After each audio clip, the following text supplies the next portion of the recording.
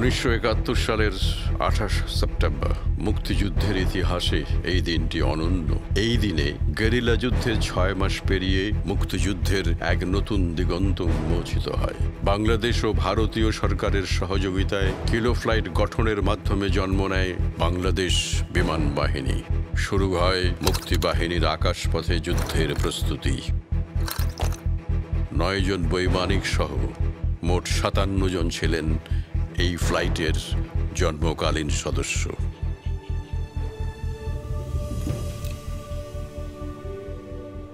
My gratitude to the Indian government for their all-out support for Bangladesh Liberation War. মুক্তিবাহিনীর deputy chief of staff group captain A Karim খন্দকারের নামে নামকরণ করা হয় kilo flight.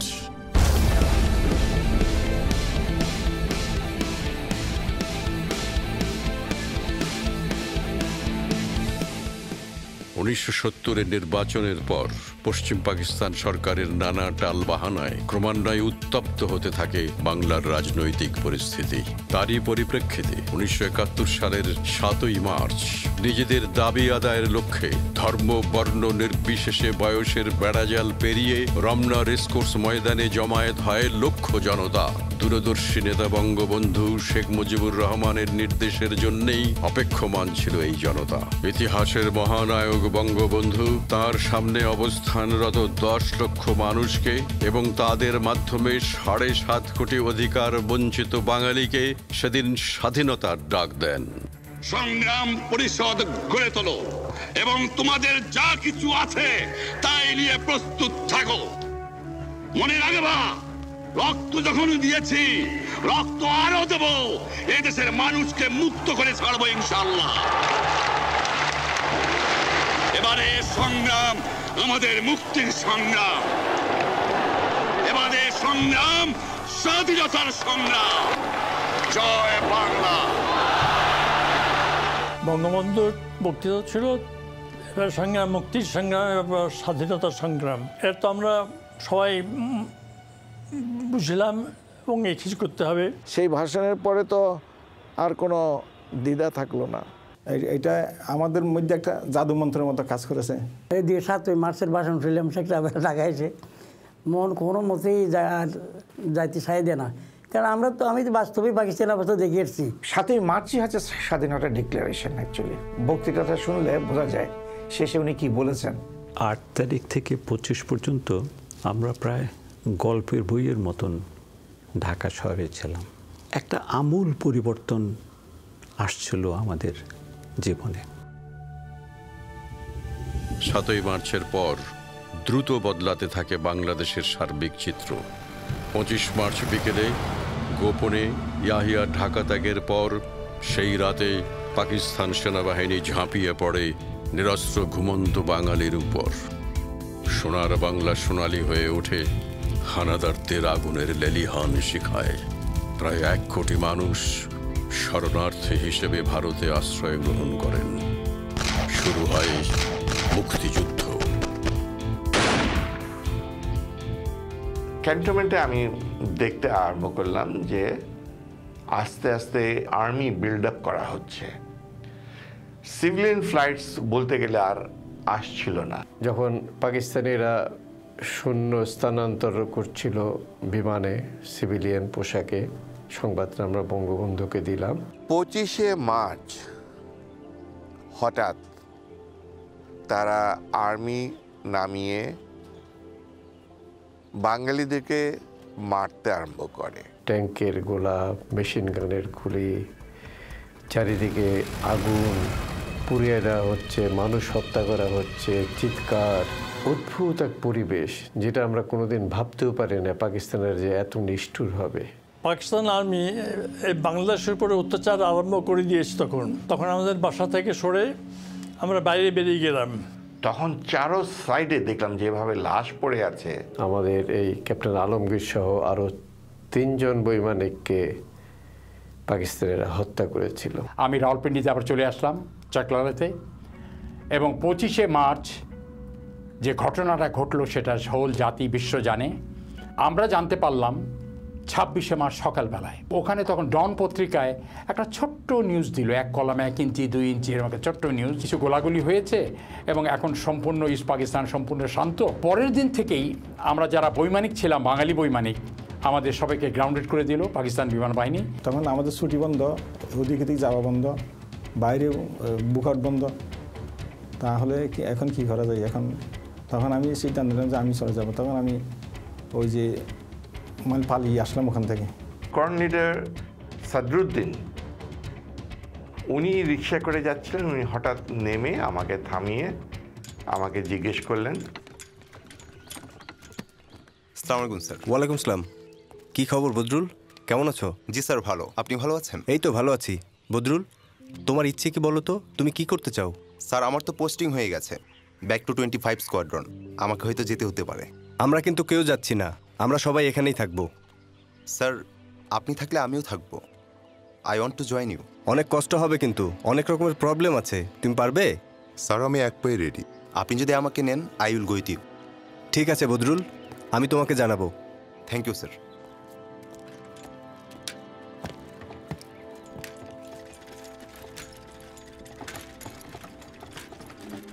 আমরা প্রত্যেকটা মানুষ নিজ নিজ সিদ্ধান্তে মুক্তিযুদ্ধে যোগদানের জন্য আমরা প্রচেষ্টা চালালাম। বাংলাদেশ ছেড়ে ভারতে চলে যাব, ওখান থেকে আমরা কিছু করব। তারপরে আমরা চিন্তা করলাম যে না, আমরা আরও কয়েকজনের সাথে আলাপ করব, সবাই মিলে তখন যাব।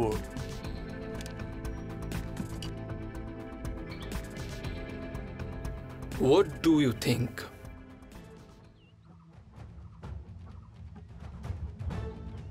Sir, actually we are waiting for your order.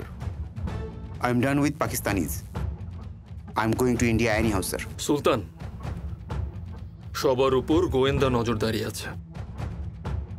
তাড়াহুড়ো করে কিছু করা ঠিক হবে না। তাছাড়া সবাইকে বিশ্বাসও করা যাচ্ছে না। বাট স্যার, আমাদের একটু ঝুঁকি তো নিতেই হবে। আমার মনে হয় একটা টিম রেকির জন্য পাঠানো যেতে পারে। স্যার, আমার মনে হয় আমাদের পুরো টিমটা যাওয়া উচিত হবে না, আমাদের যে কোনো একজন যাওয়াটাই বেটার।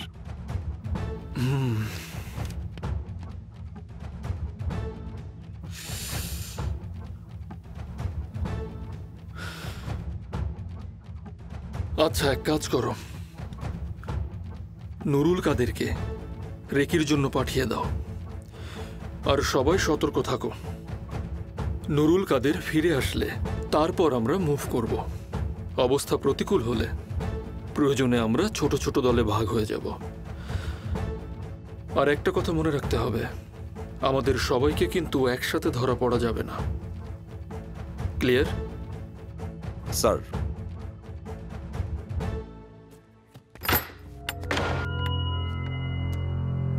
ও সত্তর, বসো।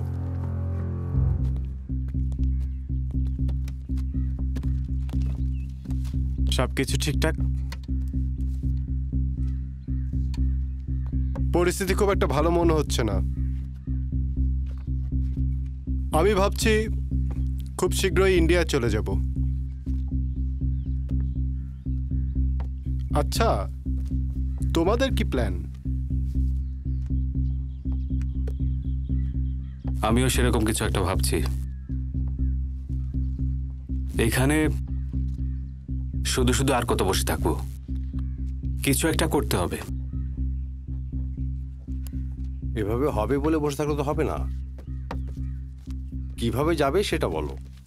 পথঘাট কিছু চেনো? শুনেছি আগরতলা হয়ে অনেকে যাচ্ছে, আমরা চাইলে ওদিক দিয়ে যেতে পারি। পারলে সেদিনই পালিয়ে যাই, কিন্তু এক একজনের এক এক ধরনের অসুবিধা ছিল। তো আমরা আবার ওইটাও সিদ্ধান্ত নিলাম যে আমরা এককভাবে চলে যাব না, তাহলে ওরা অ্যালার্ট হয়ে যাবে, অন্য বাঙালি যে যারা ম্যান অ্যান্ড অফিসার ছিল তাদের উপরে অত্যাচার করবে। নুরুল কাদের এই ফাঁকে সে একবার অপর পারে ঘুরে এলো, তো সে একটা খুব ভালো ইনফরমেশন দিয়েছে। কিভাবে আমরা ওখান থেকে ভাগবো, কিভাবে পালিয়ে আসবো, এটা নিয়ে সমস্ত আমার প্ল্যান। একটা লোকাল যদি ক্যাজুয়াল লিভ করাচিতে 7 দিনের জন্য, তাহলে হয়তো ওখান থেকে পিআইয়ের টিকিট কেটে আমি ইস্ট পাকিস্তানে চলে আসবো। 3রা জুন 1971 সাল আমি করাচি বিমানবন্দরে এসেছি সকালবেলায়। সেকেন্ড এয়ারক্রাফট আমি টেক অফ করলাম, যেটা ইস্ট পাকিস্তান ঢাকাতে আসছে। যথারীতি প্লেন এসে পৌঁছে নামলো 4:55 তেজগাঁ বিমানবন্দরে।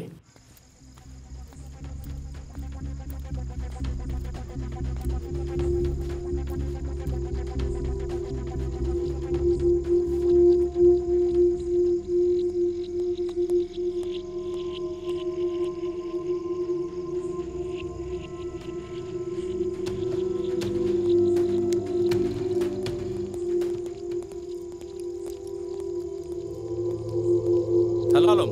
Hello, sir. How are you? Fine, sir. And you? All good. What are you waiting for? For luggage. For luggage. Yes, sir. Do you have any transport? No, sir. But don't worry. I will manage. No. You take the jeep. By the way, do you have any curfew pass? No, sir. No pass. For your information, after sunset, no officers are allowed to go without pass. Okay? Okay, sir. Come on. I will drop you off. Thank you, sir. Please come with me.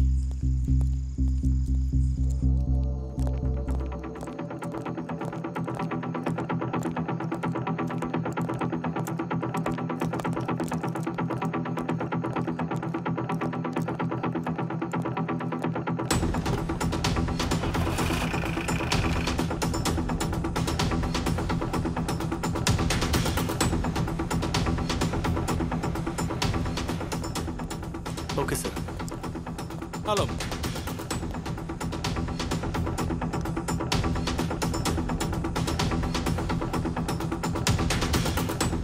I have to carry out an unpleasant task. I have to search your luggage. Sir. Please.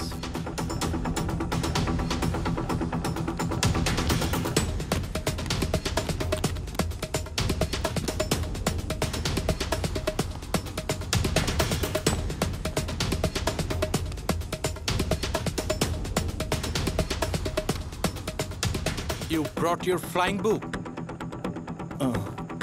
Yes.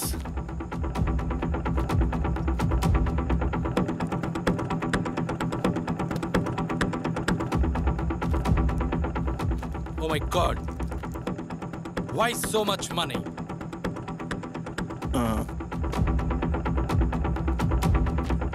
Alam, you are under arrest.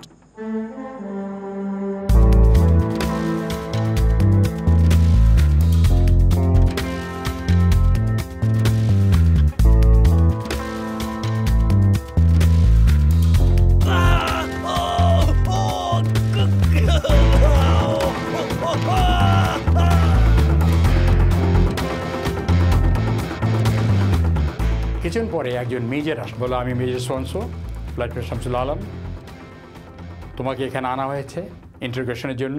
তোমার থেকে আমরা সত্য কথা চাই। তুই যদি সত্য কথা বলতে পারো, আমরা যদি কনভিন্স হই, তোমাকে আমরা ছেড়ে দেব।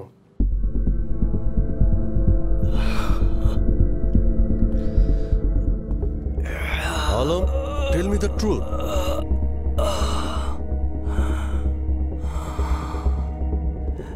I have already told you.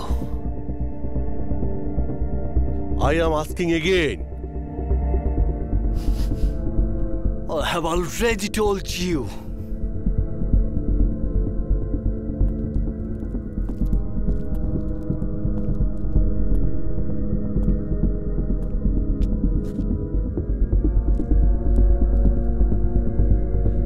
Why did you come to Dhaka?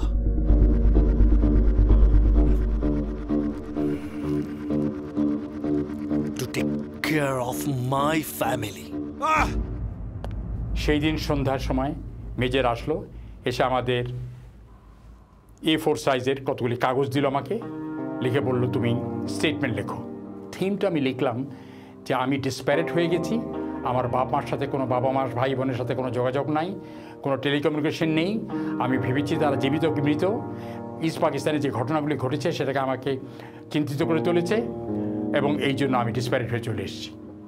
Next 3 days একই কথা লিখছে আর ওকে দিনের বেলা এসে কাগজ পড়ে ছিঁড়ে ফেলতেছে। আমি উইদাউট এনি ক্লোজ দাঁড়িয়ে আমি লিখলাম, I flight lieutenant Shamsul Alam পাক 4921 came to East Pakistan with an intention to join freedom struggle. যখন গাড়িতে করে যাচ্ছিলাম, আমি বাসে করে যাচ্ছিলাম এখান থেকে কাছে পর্যন্ত যখন পৌঁছালাম নদীর কাছে, কোনো ফেরি ছিল না, ঘাট ছিল, ফেরির জন্য অনেকক্ষণ অপেক্ষা করতে হয়। তখন দেখলাম যে দুজন লোক যারা আমার পাশে বসছিল এতক্ষণ নেমে গিয়ে ওই কতগুলো টেন্ট ছিল, আর্মির টেন্ট, ওইদিকে হাঁটা শুরু করলো। যেই দেখলাম যে এরা ওইদিকে হাঁটছে, তার মানে বুঝলাম যে এরা হয় রাজাকার না হয় কোনো ধরনের। তো আমি দিয়েছি দৌড়। দৌড় আর কোথায় যাব, সামনে মেঘনা। The only thing that I could do was jump in the river. পাড়ে উঠেছি, তখন এক কৃষক আমার দিকে অনেকক্ষণ ধরে বোধে তাকিয়েছিল। তো জিজ্ঞেস করলো, আপনি কি মুক্তি? আমি অপর পাড়ে যাব কী করে? এখন কোনো অসুবিধা নেই, আপনি গ্রামের মধ্যখান দিয়ে চলতে শুরু করেন, কোনো সময় রাস্তার দিকে যাবেন না। হঠাৎ একদিন একটা জিপ আসলো, আমি বাইরে দাঁড়ালাম, ভেতরে দাঁড়িয়ে বলে, সাহেব মোবারক হো, আপকো ছুটি মিল গিয়া। তখন বেস কামরা ছিল এয়ার কামরের এনামুল হক। উনি আমাকে দেখে উনি একদম দাঁড়িয়ে গেলেন। তখন আমি তাকে বললাম, আমি এসেছিলাম স্বাধীনতা সংগ্রামে যুদ্ধ করার জন্যই, আমি আমার স্টেটমেন্টে বলেছি এটা। তখন সে আমাকে বলল, আলম, পাকিস্তান সরকার তোমাকে জেনারেল এমএনসিতে মুক্তি দিতে চায়, কিন্তু তোমাকে চলে যেতে হবে পাকিস্তানে। আমি, স্যার, আমার অ্যাটলিস্ট 30 দিন ছুটি চাই। বলে, আলম, আমি তোমাকে 30 দিন ছুটি দিতে পারবো না, I can give you 7 days leave. দেখলাম একটা রিক্সা উল্টো দিক থেকে আসছে, তো খালি থাকাতে আমি ওকে ডাকলাম, ভাই আমি কি এদিকে যেতে পারি? যে আস্তে আস্তে করে ঘন্টাখানিক চলার পরে আমাদের ছেলেদের কাছে আসলাম।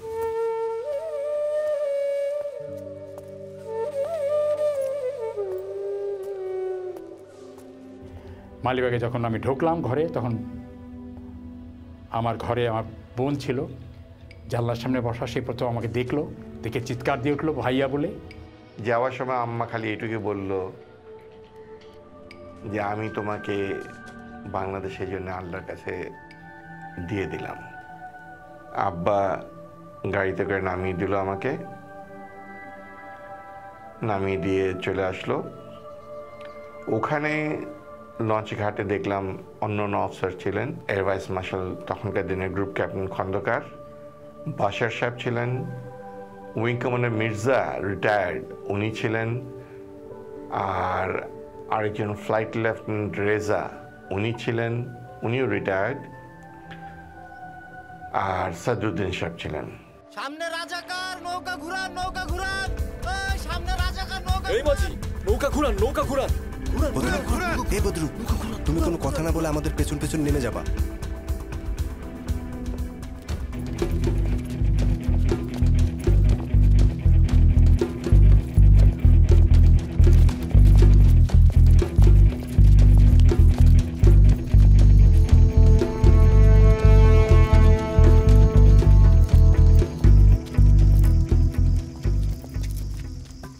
বাড়িতে কেউ আছেন?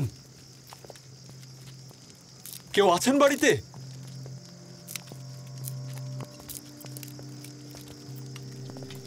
ভাই, আমরা অনেকটা পথ হেঁটে এসেছি, বউ বাচ্চা নিয়ে আর পারছি না, আমরা সবাই খুব ক্লান্ত। আজকের রাতটা যদি একটু থাকতে দিতেন। আপনারা শহরের মানুষ, আমাকে গরিবের বাড়ি থাকতে যদি আপনার কোনো অসুবিধা না হয় তো থাকেন, আমাকেও কোনো সমস্যা নাই। জি ধন্যবাদ ভাই। চলেন, এই আসো আসো আসো আসো, আসেন, চলেন চলেন।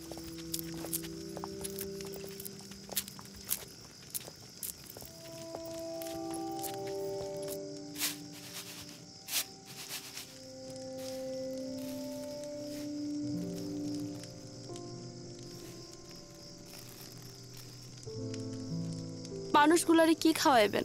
কেন, ঘরে মুরগি আছে না? আছে তো একটাই।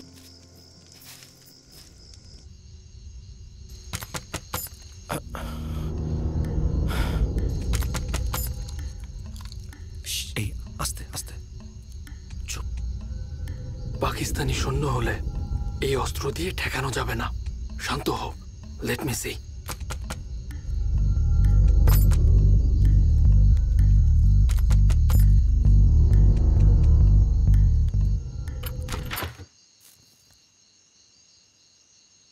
আপনাকে জন্য একটু খাবারের ব্যবস্থা করছি।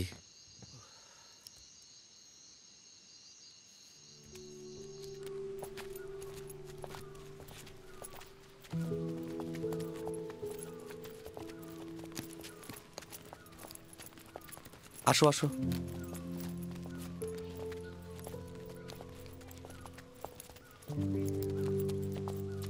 Hello officer, good evening. Good evening, sir.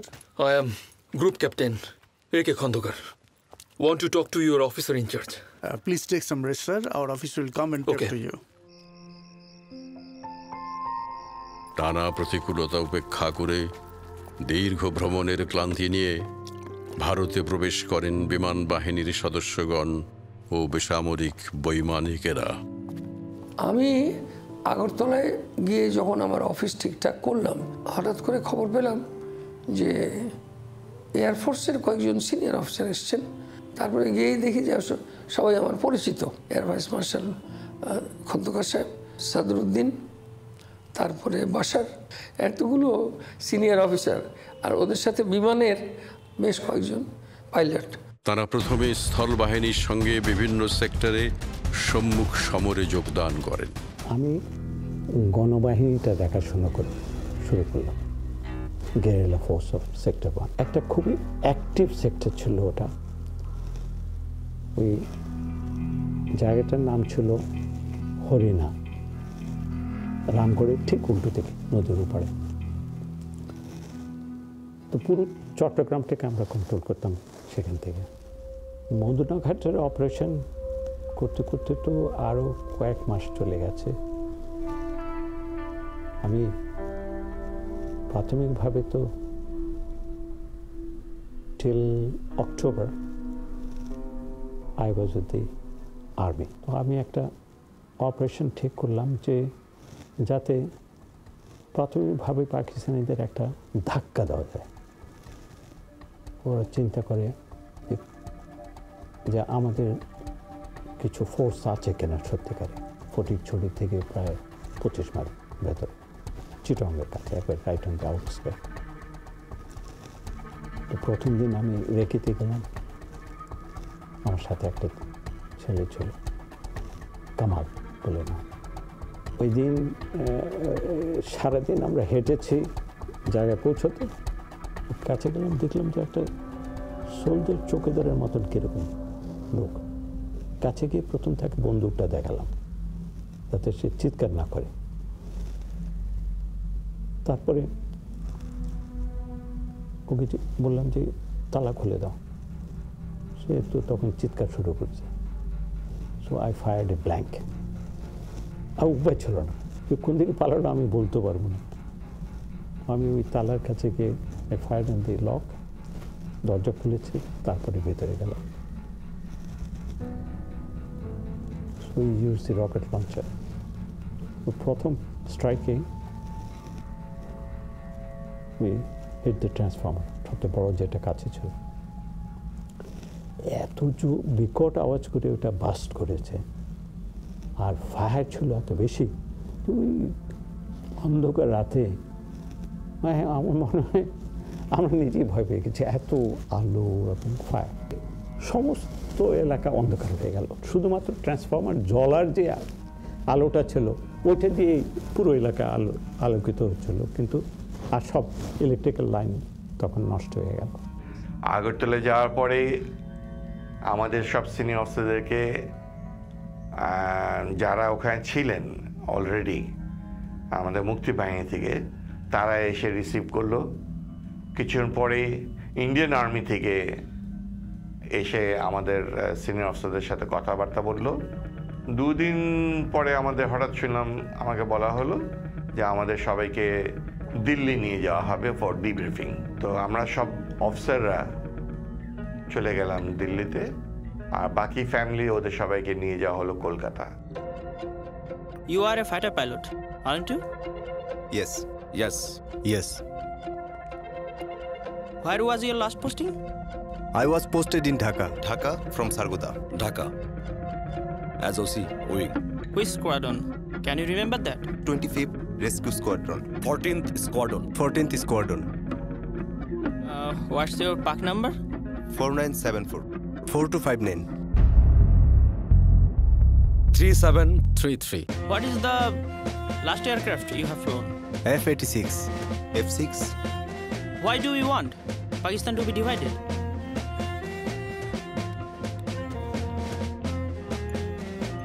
Isn't it obvious? Khandakar সাহেব ওখানে যাওয়ার পরেই সকলেই চাঙ্গা হলো। উনি গিয়ে ওনার সঙ্গে ইন্ডিয়ান যে কাউন্টার পার্ট ওদিকে জেনারেল সরকার ছিলেন। General Sarkar was man the person for contacting Bangladesh government. Khandakar আসো। Thank you sir. আমরা তোমার ব্যাপারেই আলাপ করছিলাম। তারপর কি অবস্থা বলো?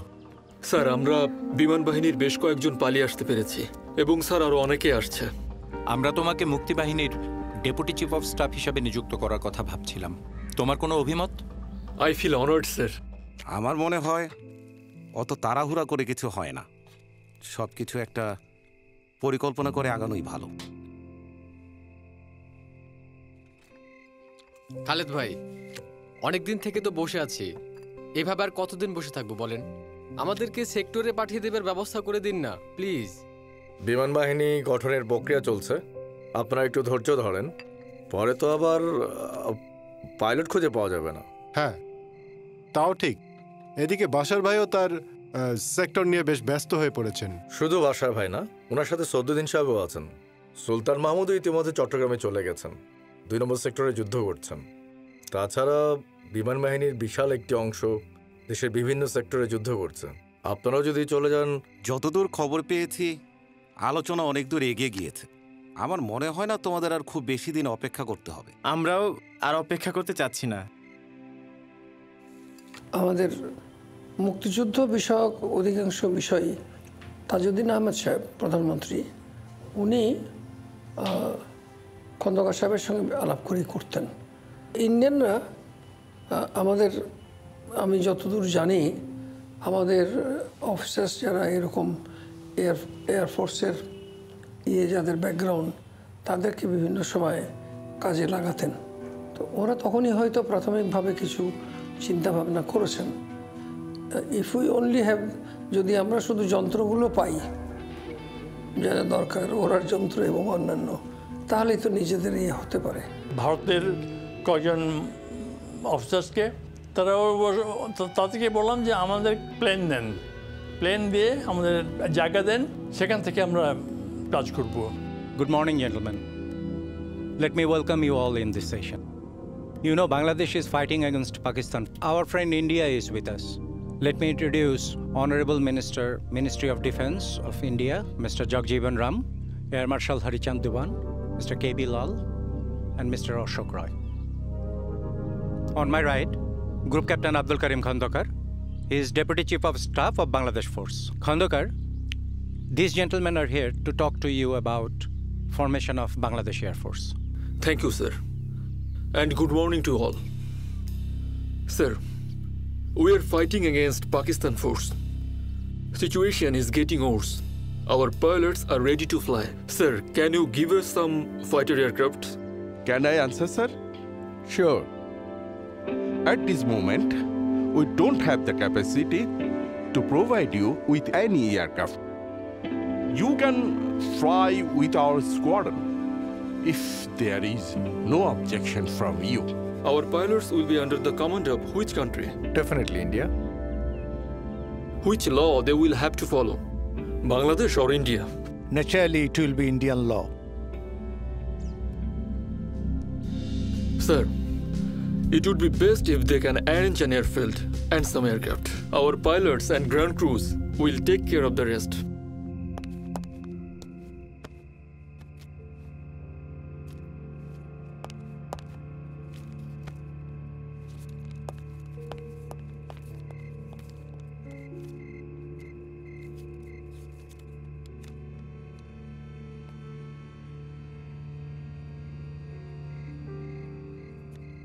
Bodrul. Sir. Our waiting days are over. Finally, they agreed to give us an airfield and 3 aircraft. We are going to establish our own air force in exile. Welcome to BAF. Thank you, sir. Now go and find our pilots and airmen. Yes, sir. ওখানে অন্যান্য লোক যারা আছে আর কি ওখানে আর্মিরা আছে, army যারা স্টুডেন্টরা যাচ্ছে এদেরকে ট্রেনিং ব্যবস্থা দিতেছে, বিভিন্ন জায়গায় পাঠিয়ে দিচ্ছে। তো আমরা যারা ডিফেন্সে ছিলাম, ইভারে ছিলাম, আমাদেরকে রাখে দিচ্ছে। এর কিছুদিন পরে আমার ডাকলো আমাদের এয়ারফোর্সের, আমরা যে কয়েকজন আছি সবাইকে লাইন দাঁড়ালো আর কি। তো ওখান থেকে একজন একজন করে বাছি বাছি নিচ্ছে আর কি। তো আমাকে ডাকলো, আমি দাঁড়ালাম। ওই দিন বাছাই করে পরের দিন আমাদেরকে ওই যে ডিমাপুরে নিয়ে গেলেন। Master warrant officer Mohammad Ali Asgar 70716 reporting sir. কলকাতায় দমদমে আমি এয়ারপোর্ট ল্যান্ড করার পর আমি চলে আসলাম এই থিয়েটার রোডে গ্রুপ ক্যাপ্টেন খন্দকারের কাছে। আমি যখন রিপোর্ট করলাম, he was very happy. Flight Lieutenant Shamsul Alam reporting, sir. Oh, Alam, you are here. Please be seated. Thank you, sir.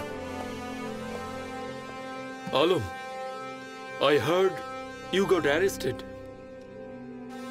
They declared general amnesty, and I made my way, sir. Well, good to see you. Alam, you have another thing waiting. Get ready. Okay, sir. Agartala airport থেকে আমাদেরকে নিয়ে যাওয়া হলো একটা এয়ারফিল্ডে। ওটা ছিল দিমাপুর, নাগাল্যান্ডের একটা ছোট শহর। চারিদিকে জঙ্গল, গভীর জঙ্গল, তারপরে আবার পাহাড়, উঁচু পাহাড়, তারপরে রানওয়ে। রানওয়েতে তখন আগে যা ছিল তা না, তখনও কিন্তু রেগুলার কোনো ফ্লাইট ছিল না, কিন্তু সেটা সুন্দরভাবে মেনটেন করা হয়েছিল। তারপরে আমাদের একটা বাসস্থান ছিল, একটা বাংলো প্যাটার্নের একটা বাসা। আমরা ছিলাম 9 জন বৈমানিক, 6 জন ছিলাম সিভিলিয়ান পাইলটস এবং 3 জন ছিল বিমান বাহিনীর, প্লাস ভাইস মার্শাল খন্দকার। তো টোটালি আমরা 10 জন, এবং আমাদের ইঞ্জিনিয়ার ছিল, গ্রাউন্ড ইঞ্জিনিয়ার্স 47 জন। একটা বিষয় না বললেই নয়, সেটা ছিল এই বিমান বাহিনী গঠনের পিছনে আমাদের এয়ার চিফ মার্শাল পিসি লালের স্ত্রী ইলা লাল, ওনাদের বাড়ি বাংলাদেশে ছিল এবং পিসি লালের দাদা বাড়িও বাংলাদেশে, যার জন্যে এই বিমান বাহিনী গঠনের যে ত্বরান্বিত হয় এই একটা বিরাট কারণ ছিল। উদ্বোধনী অনুষ্ঠানে ছিলেন ভারতীয় বিমান বাহিনীর প্রধান এয়ার চিফ মার্শাল পিসি লাল, আর বাংলাদেশের পক্ষে ছিলেন গ্রুপ ক্যাপ্টেন একে খন্দকার বীরুত্তম। ওনার সাথে আসলেন এয়ার মার্শাল দেওয়ান, গ্রুপ ক্যাপ্টেন চন্দন সিং। 1971 সালের 28 সেপ্টেম্বর।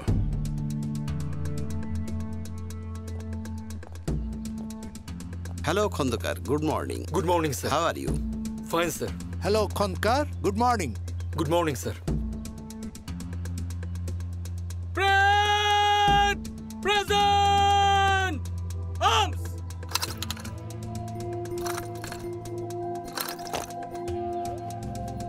Present! Order! Arms! সবার সাথে ইন্ট্রোডিউস করে দিলেন খন্দকার সাহেব। Captain Sharafuddin Ahmed. Good morning sir. Captain Abdul Mukit. Good morning. Morning sir. Morning. Good morning. Captain Alamgir সত্তর। Good morning. Captain Akram Ahmed. Captain Shahabuddin Ahmed. Good morning sir. Captain Abdul Khalik. Good morning sir. Flying officer Badrul Alam. Good morning sir. Morning. Flight lieutenant Shamsul Alam. Morning. Good morning. Khandakar সাহেব একটা সংক্ষিপ্ত ভাষণ, ইংরেজিতেই ভাষণটা দিলেন। My gratitude to the Indian government for their all-out support for Bangladesh Liberation War. My gratitude also goes towards Air Chief Marshal P.C. Lal, whose unending support has made it possible for us to form Bangladesh Air Force. I am thanking the Maharaj of Jodhpur, Gaus Singh, for giving us his personal Dakota airplane as a present. And also offering my special thanks to Mrs. Ilalal, wife of Pisilal, to whom Bangladesh Air Force will be forever indebted. It's a historical moment for all of us. Your devotion and bravery will be remembered. Bangladesh এয়ারফোর্সের যে ফ্ল্যাগটা ছিল ওটা hoist করা হলো এবং formally declare করা হলো kilo flight has started operating. আর 3টি বিমান, তার ভিতরে একটি ছিল ডাকোটা, যেটা যোধপুরের মহারাজার নিজস্ব বিমানটা উপহার দিয়েছিলেন বাংলাদেশ বিমান বাহিনীকে। আর 2টি এয়ারক্রাফট, একটা ছিল হেলিকপ্টার এলুভেট 3 ফ্রেঞ্চ হেলিকপ্টার, যেটা ভারতীয় বিমান বাহিনী আমাদেরকে দিলেন। আর একটা অটার কানাডিয়ান এয়ারক্রাফট DHC-3 বলা হয় এটাকে। এগুলো কোনোগুলো কিন্তু যুদ্ধ বিমান না এবং গতি অনেকাংশে গাড়ির থেকেও কম।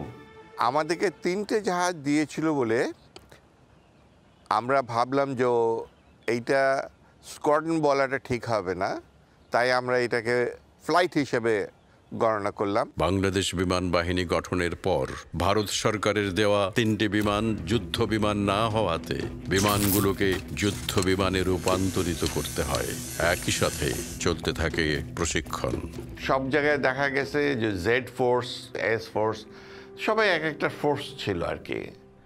তো এইখানে সিন্স খন্দকার সাহেব was our senior most and তার ইনিশিয়েটিভে যখন এই সব কিছু হচ্ছিল, তাই এটাকে কিলো ফ্লাইট বলা হয়েছে ফর খন্দকার। আর কিলো এর জন্য বলা হয় এটা এয়ারফোর্স টার্ম একটা। এয়ারফোর্সে আমরা কে কিলো বলি। কর্নেল লিডার সুলতান মাহমুদ উনি 1 নম্বর সেক্টরে ফাইট করছিলেন। তখন ডিসাইড করা হলো তাকে অফিসার কমান্ডিং হিসেবে আনা হবে। সে অলরেডি ইনজিওর্ড ছিলেন। তা আমরা ভাবলাম যে আস্তে আস্তে উনি রিকভার করে যাবেন। আমি যখন প্রথম গেলাম দিমাপুরে, তখন দেখলাম প্রথম দিনে আশ্চর্য হয়ে যাবেন, এই সকল মুক্তিযোদ্ধারা বিভিন্ন সেক্টরে ছিলেন, বিভিন্ন জায়গায় তাদের উঠিয়ে নিয়ে এখানে আনা হয়েছে। তো আমার প্রথম কাজ যেটা হয়েছে তাদের ফিজিক্যাল ফিটনেসে আনা, তারপরে আমি এয়ারক্রাফটের দিকে মনোযোগ দিলাম। যে কাজটা প্রথম করতে হয়েছে সেটা হলো ওই জাহাজগুলিকে, যে জাহাজে দেওয়া হয়েছে ওইটাকে যুদ্ধ জাহাজ হিসেবে তৈরি করা। তো এর জন্য পুরো স্ট্রাকচারটাকে অনেকভাবে বদলাতে হয়েছে। উইংয়ের নিচে 2টো রকেট পড এবং এই রকেট পড ছিল 7টা করে 14টা রকেট ছিল। 14টা রকেট বেলিটা কেটে 3টা বম রেক লাগানো হয়েছে। ইচ বম রেকে তারা 4টা করে বম, এবং ইচ বমের ক্যাপাসিটি ছিল 25 পাউন্ডের বম।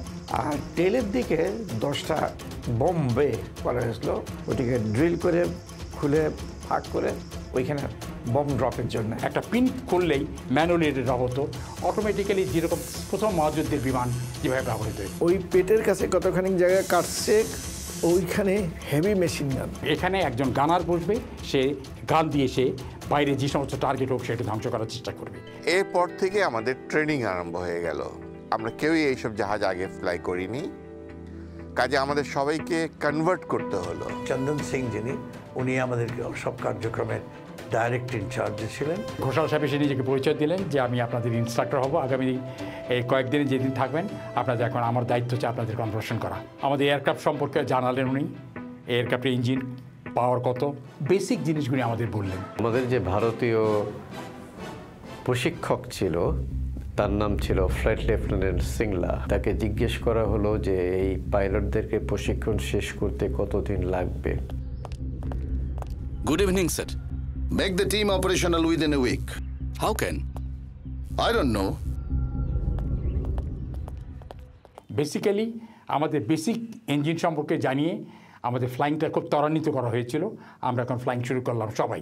আমরা সারাদিন কাজ করতাম, কিন্তু ফ্লাইং করতাম রাতের বেলা অন্ধকারের মধ্যে। কারণ রাতের বেলায় তো বম্বিংয়ে আসবো, আমাদেরকে ডেকোটা প্রথম রপ্ত করতে হইলো basic flying, landing, take off ইত্যাদি। তারপরে নেভিগেশন ছিল মূল। আমাদের ট্রেনিং বেসিক্যালি ছিল, এক হলো রাত্রেবেলা ফ্লাইং করা, আর দ্বিতীয়ত এই আর্মামেন্টসটা রাত্রেবেলা কিভাবে ইউজ করব। ফায়ারিং প্র্যাকটিসের জন্য আমাদের বেস থেকে প্রায় 25 মাইল দূরে যেতে হতো জঙ্গলের ভিতরে। তো ওই টিলা ছিল অনেক পাহাড়ি এলাকা, ওই টিলার গাছগুলি কেটে ওখানে সাদা একটা কাপড় করা ছিল যাতে আমরা সাদা বলে বুঝতে পারি। তা আমাদের ট্রেনিং হতো কি ওই প্যারাশুটে এম করে টার্গেট করে আমরা ওখানে ফায়ার করতাম। ক্রুড মেথডে এইমিং ডিভাইস সেট করা হয়েছিল, সেই জন্য আমাদের প্রচুর প্র্যাকটিস করতে হয়েছে এম করা। কোনো গাছ পাহাড়কে লক্ষ্য করা ওই টার্গেট ছিল আমাদের, ওখানে গিয়ে মেশিনে চালানো হতো। বোমও জঙ্গলের ভিতরে, গভীর জঙ্গলের মধ্যে ওই যে আমাদেরকে ট্রেনিং দেওয়া হতো। ওই আমাদের ফ্লাইট গিয়ে ওখানে মানে বুম ফেলানো হতো। নেভিগেশনের জন্য আমরা কম্পাস ইউজ করতাম। সাধারণ নাইট ফ্লাইংই ওখানে নর্মালি এটা বিপজ্জনক। Good morning sir. Good morning. Going for schedule number 1, copilot Sultan Mahmud, GF mission. Sir please sir.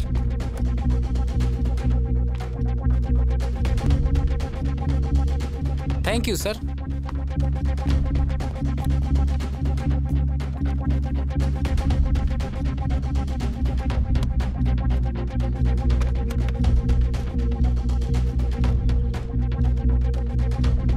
Flight Lieutenant CM Shingla sir is walking out. Schedule number 1, GF mission, aircraft registration number, Eco Bravo Romeo. Eco Bravo Romeo, requesting start.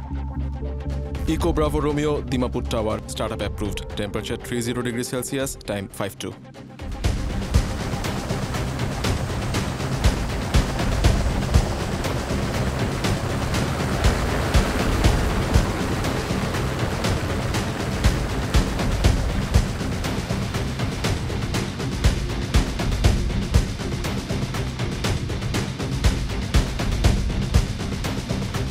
Thank you, sir.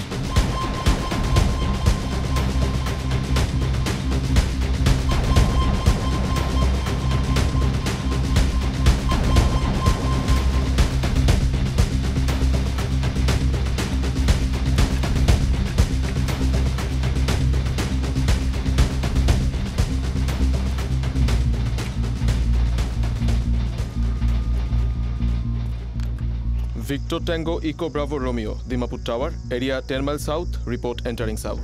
We are at 10 miles, Victor Tango Eco Bravo Romeo. Copied, report ops normal every after 10 minutes. All you ops normal. Dimapur Tower, this is Eco Bravo Alpha. Request rejoin.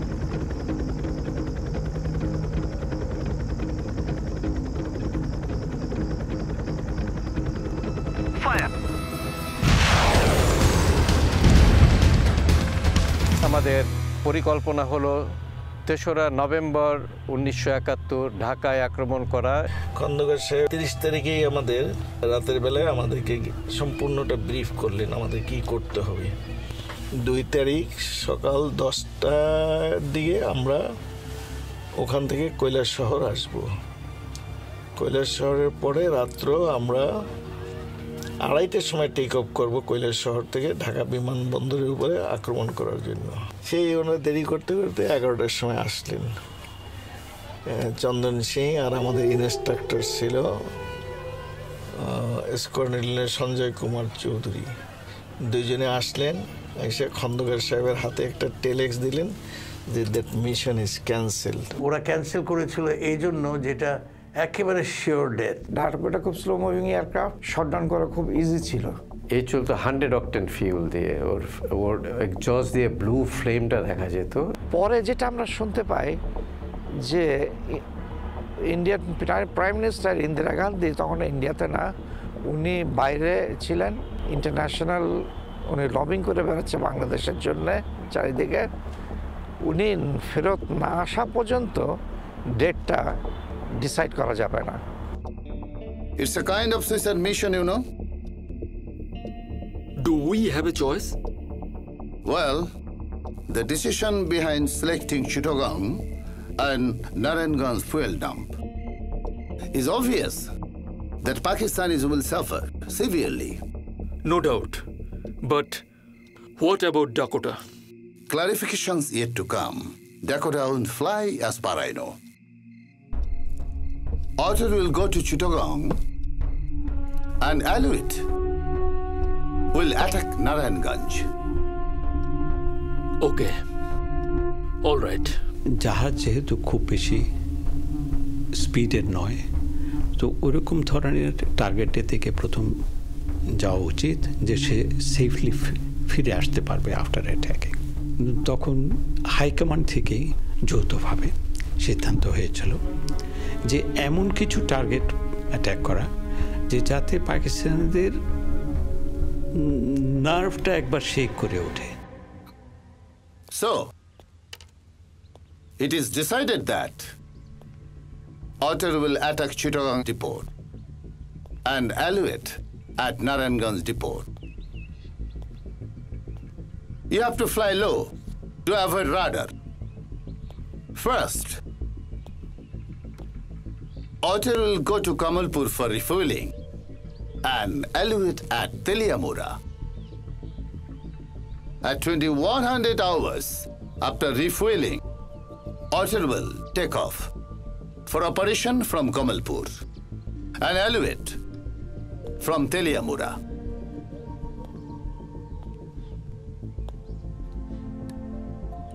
Kill the lights. Just follow the compass. অবশেষে 3রা December 1971 সাল রাত 12টার পরে দুটো aircraft এলোয়েট আর অটার দুটো প্রস্তুত হলো। তখনও কিন্তু ভারতীয় বাহিনী বিমান আক্রমণ করে নাই। হেলিকপ্টারটা গেল নারায়ণগঞ্জে গোদনাইলের। সুলতান মাহমুদ সাহেব সেটা লিডারশিপ দিলেন, সঙ্গে ছিল ফ্লাইট লেফটেন্যান্ট বদরুল আলম। একই সময়ে বে অফ বেঙ্গলের কোস্ট লাইন ধরে চট্টগ্রামের রিফাইনারির পাশে যে বিশাল ডেপোগুলো ছিল সেই সাপ্লাই লাইনটা নষ্ট করার জন্য এবং পাকিস্তানের উপর আক্রমণ আর করার জন্য ফ্লাইট লেফটেন্যান্ট শামসুল আলম এবং ক্যাপ্টেন আকরাম দুজনে সেই দুঃসাহসিক মিশনে অংশগ্রহণ করেন। আমরা 3 তারিখে রাত্রেই ওখান থেকে মুভ আউট করে গেলাম। দিনাজপুর থেকে পুরো ডিস্টেন্সটা ট্রাভেল না করে আমরা কৈলাস শহর পর্যন্ত এসেছিলাম। ওখান থেকে আমরা আগরতলার পাশে তেলিয়ামুড়া বলে একটা জায়গা, ছোট্ট পাহাড়ের টিলার উপরে একটা হেলিপ্যাড বানিয়েছিল। ড্যামরার কাছে তখন ওরা ওই ইলেকট্রিক্যাল লাইন এবং ব্রিজ বানাচ্ছিল। আল্লাহর কি রহমত, আমি এত লো ফ্লাই করছিলাম নদীর উপরে যে ওই তারের নিচে দিয়ে চলে গেছে। তো আমার কোপাইলট উপরের দিকে তাকিয়ে ওই স্যার পর্যন্ত বলে আর বলে না। Just sit back and relax. Keep your eyes open. 3 তারিখে রাত্রে আমি আর শামসুল আলম রওনা দিলাম।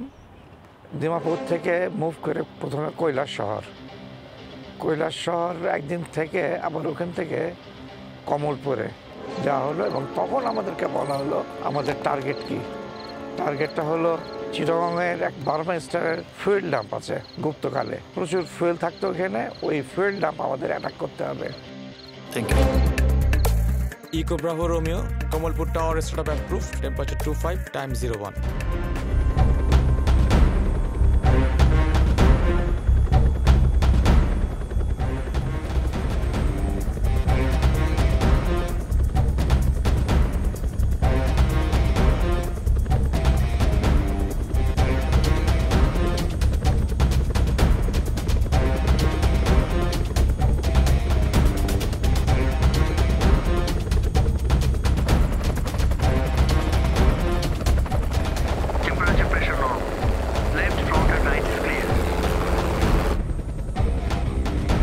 Sir, this is 250. 250?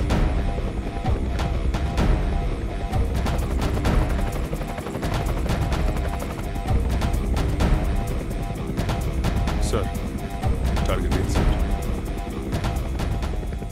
তারপরে আমরা উপরে ক্লাইম্ব করলাম, এইটাকে ক্লাইম্ব করে এটা সিলেক্ট করলাম। আমাদেরকে বলা যায় স্ট্রিক্ট অর্ডার ছিল একবার মাত্র বম রাখবো, দুইবার না। ভুলবশত আমরা এক্সাইটমেন্টে সার্ভো না সিলেক্ট করে পেয়ার সিলেক্ট করে ফেলেছি। Sir, missed Saru. Oh, shit! আমরা ফিল্ড রিপোর্টে রিচ করলাম, করার পরে ওটা অ্যাটাক, দুইবার অ্যাটাক করলাম। প্রথম অ্যাটাকে আমরা ডাম্পটা, তারপরে এত আগুন জ্বলেছে যে পুরো এলাকায় লিট আপ হয়ে গেছে।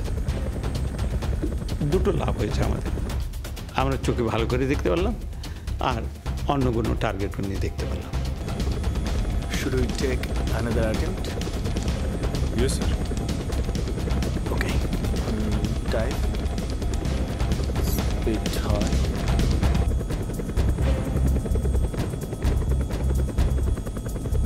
Target lock. Lock, sir. Fire!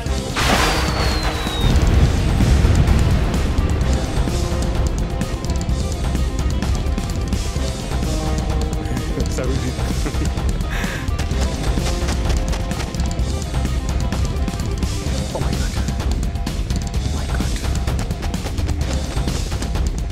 ফেরত একইভাবে এরপরে যখন আমরা ল্যান্ডিং জোনের কাছে আসলাম, ওটাতে একটা টিলা ছিল। রাতের মধ্যখানে টিলার ভিতরে কোনো ন্যাভিগেশন এইড নেই, কী করে খুঁজে পাবে?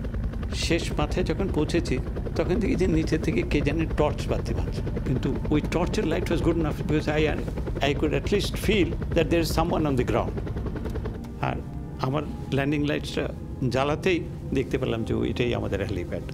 আমরা সন্ধির উপর থেকে সোজা আবার ওইদিকে ফেনী অভিমুখে আমরা রওনা দিলাম, মানে ওখানে বাংলাদেশ বর্ডার ক্রস করে আমরা, আর যেখান থেকে আমরা উড্ডয়ন করছিলাম ওখানে আমরা নামিনি। আর কারণ আমাদের ভিজুয়ালস হয়তো পাকিস্তানি প্লেন দাবা করতে পারে, সেই জন্য আমরা একেবারে অনেক দূরে ওই আসামের কুম্বিগ্রামে আমরা গিয়ে অবতরণ করলাম। এবং that was A real difficult navigation, কারণ কুম্বিগ্রাম আগে আমরা যাইনি কোনো সময়, শুধু চার্টেই দেখেছি কোন কোন ল্যান্ডমার্ক। ঠিকই নেভিগেট করে, এই নেভিগেশনটাকে বলে ডেড রেকর্ডিং নেভিগেশন আমাদের অ্যাভিয়েশনের ল্যাঙ্গুয়েজে। কুম্বিগ্রাম এয়ারপোর্টে নামে দেখেছি, ওখানে অফিসাররা দাঁড়িয়ে আছে আমাদেরকে রিসিভ করার জন্য, এবং যখন নামলাম, নামার পরে তারা আমাদেরকে জড়িয়ে ধরে কংগ্রাচুলেট করতে লাগলো। By that time BBC already announce করে দিয়েছিল এই অ্যাটাকের ব্যাপারে।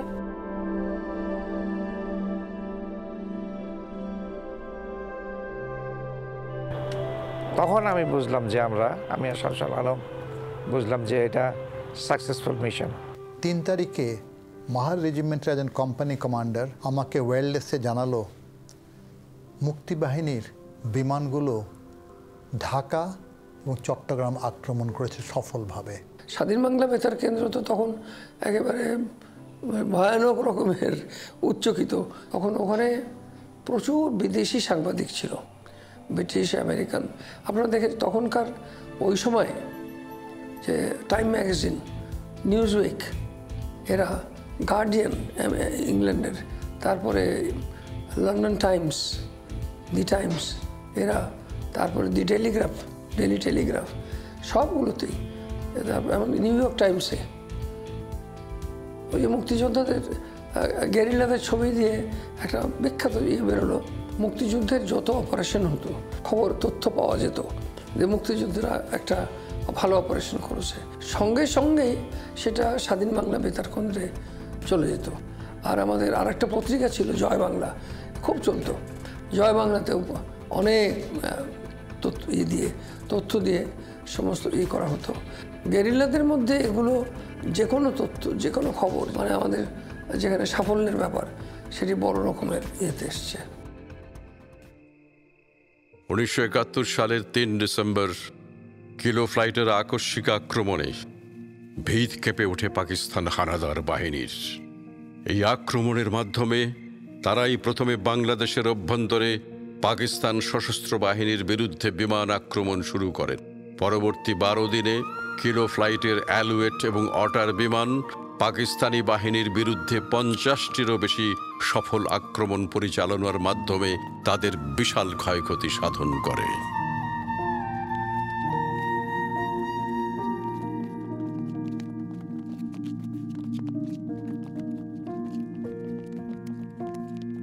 বাংলাদেশ বিমান বাহিনী তখন বাংলাদেশ ফোর্সেসের ফ্লাইং উইং যেটাকে বলা যায়, এই যে অংশটি, এটি প্রথম দিকেই এমন একটা চমক সৃষ্টি করেছিল তার বলার নয়। এখানে একটা জিনিস খেয়াল রাখতে হবে, ইন্ডিয়ানরা চেয়েছিল যুদ্ধটা শুরু যেন আমরাই করি, এবং সেই জন্যে আমাদের দিয়ে প্রথম অ্যাটাকটা করানো হয় বাংলাদেশে। একটা সিম্বলিক ব্যাপার এটা, এবং এটাই ছিল কিলো ফ্লাইটের বিরাট অ্যাচিভমেন্ট। পাকিস্তানে তো চিন্তাই করতে পারেনি যে কেউ বাঙালিদের ভিতরে কেউ এসে এটা করবে। এটা বিয়ন্ড দেয়ার কনসেপশন। সুতরাং ওরা চট করে ধরেই নিল যে ইন্ডিয়া করেছে, তো শাটাশাট সেইবারগুলো এখান থেকে যে ইন্ডিয়াকে অ্যাটাক করা শুরু করলো। আর India was so well prepared with their MiG-21s। সুতরাং এই অ্যাটাক বাই দি পাকিস্তানিজ, ইন্ডিয়াকে আক্রমণ করানোটা, অথচ ইন্ডিয়াকে আক্রমণ পাকিস্তানিরা করলো ভেবে যে কিলো ফ্লাইটের আক্রমণটা ইন্ডিয়া করেছে। এইটাই মেইন রোলটা, যেটা কিলো ফ্লাইটের যে ইম্পর্টেন্সটা। কিলো ফ্লাইটের মানে সবচেয়ে বড় এটা তো উদ্দেশ্যটাই ছিল শত্রুর মনোবলটা ভেঙে দেওয়া এক, অন্যদিকে আমাদের মুক্তিবাহিনীর মনোবল চাঙ্গা করা। এবং এই বিয়েতে আমরা তো পরে তখনই ভেতর থেকে খবর পেয়েছি সমস্ত পাকিস্তানিদের এবং ইয়েদের, রাজাকার আলবদর এদের মনোবল একেবারে তখনই ভেঙে গেছে। যে মুক্তিযুদ্ধে বিজয় ত্বরান্বিত হওয়ার, পাকিস্তানিদের আত্মসমর্পণটাকে ত্বরান্বিত করলো, তার যতগুলো ফ্যাক্টর, তার মধ্যে কিলো ফ্লাইটের একটা অবদান। মৈত্র বাহিনী চেষ্টা করছিল প্রথম দিন থেকে। যে শকটা আমি গ্রাউন্ড ফোর্স হিসেবে দিয়েছিলাম চিটাগং পাওয়ার স্টেশন অ্যাটাক করে, ঠিক একই ধরনের একটা জিনিস এসছে যে আমাদের এখন এয়ারফোর্স আছে। ওই শকটাই তাদের কাছে সবচেয়ে বেশি ডিসহার্টনিং ছিল, এবার মরাল স্ট্রেংথ হিসাবে। এবং আমাদের জন্য খুবই একটা ভালো কাজ হয়েছিল। সবাই খুব খুশি যে আমাদের এয়ারফোর্স, আমাদের বলতে Bangladesh air force was the first to strike and start the war. এটা আমাদের জন্য খুব গর্বের বিষয়। এই জিনিসটা পৃথিবী ভরা একটা নাড়া দিয়ে দিয়েছে। আর বিশেষ করে এই পাকিস্তান এয়ারফোর্সকে এবং পাকিস্তানিদের আমাদের 3 তারিখের অ্যাটাকটা has been very moral boosting for our troops. 15th December পর্যন্ত আমরা অ্যাটাক করি। এখানে আমি 16টা অপারেশন করি। কৈলাসহর থেকে আমরা অটারে প্রায় 15 থেকে 20টা অপারেশন করি। আমাদের হেলিকপ্টারে প্রায় 45 থেকে 50টা অপারেশন আমরা করেছি। ব্যক্তিগতভাবে আমি 12টা অপারেশনের সঙ্গে যুক্ত ছিলাম, আর অটার প্রায় 30 থেকে 35টি অপারেশন করেছে। এগুলো এত ফলপ্রসূ ছিল, কিন্তু আমাদের অপারেশনগুলো ছিল অত্যন্ত ভয়ঙ্কর, বিপজ্জনক। 4 থেকে 12 ডিসেম্বর পর্যন্ত কিলো ফ্লাইটের নেতৃত্বে মোট 50টি বিমান অভিযান সাফল্যের সাথে পরিচালনা করা হয়। তার মধ্যে সিলেট, শায়েস্তাগঞ্জ, শমশেরনগর, মৌলভীবাজার, কুলাউড়া, নরসিংদী, রায়পুরা, কুমিল্লা, ভৈরব, ব্রাহ্মণবাড়িয়া, দাউদকান্দি, ইলিয়টগঞ্জ, লালমনিরহাট এবং ঠাকুরগাঁও বিশেষভাবে উল্লেখযোগ্য। আমরা যারা সিলেট রণাঙ্গনে ছিলাম তারা জানতে পেরেছি, অনেকে দেখতে পেয়েছি তাদের আক্রমণের কথা। তখন তো মুক্তিযোদ্ধারা নানা রকম শহর গ্রামে ছড়িয়ে গেছে, তারাও সেসব কথা জানতে পেরেছে। আর যেসব মুক্তিযোদ্ধারা চট্টগ্রামে ছিল এবং যারা পতেঙ্গার আশেপাশে ছিল, সবাই নিজের চোখেই দেখেছে বিশাল এক্সপ্লোশন। এটাও মানুষের মনে দাগ কেটেছে। ঢাকার আশেপাশে, নারায়ণগঞ্জে এবং ফতুল্লার আশেপাশে মানুষ তো সে অপারেশনের কথা দেখেছে, তাদের ভুলার কথা না। তারপরে নরসিংদী হোক, ভৈরব হোক, আখাউড়া হোক, ব্রাহ্মণবাড়িয়া হোক, এই এলাকায় তারা অপারেশন করেছে। এখন মনে হয় যে এটা গল্প, কিন্তু খুব কঠিন ছিল। Living as a second class citizen versus dying is preferable. আমি তো আমার যত ক্রু ছিল, যত পাইলট ছিল, তাদের প্রতি কৃতজ্ঞ যে they have given their best.